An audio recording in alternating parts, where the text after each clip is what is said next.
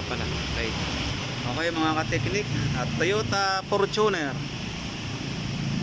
Pinalta namin ang valve cover kasi nag-leak siya. Tapos pati gasket sa may valve cover niya. Tinapagin din, pinaltan. Ito siya.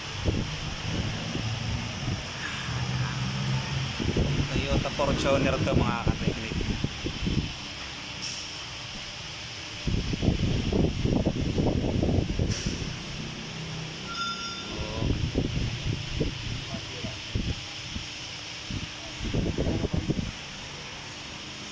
Tapos okay, tinanggal namin. Ito pinalta namin ng ganito kasi nag-leak siya.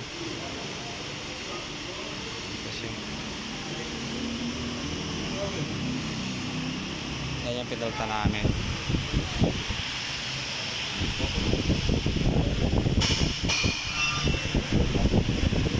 Oh.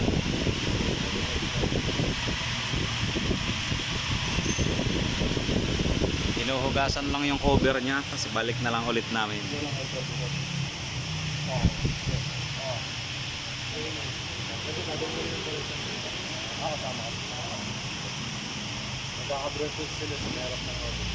Okay, mamaya na lang mga kateknik.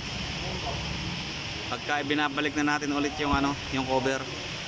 Kasi hinuhugasan pa nung kasama ko yung cover niya. Bali nilinis ko na rin to.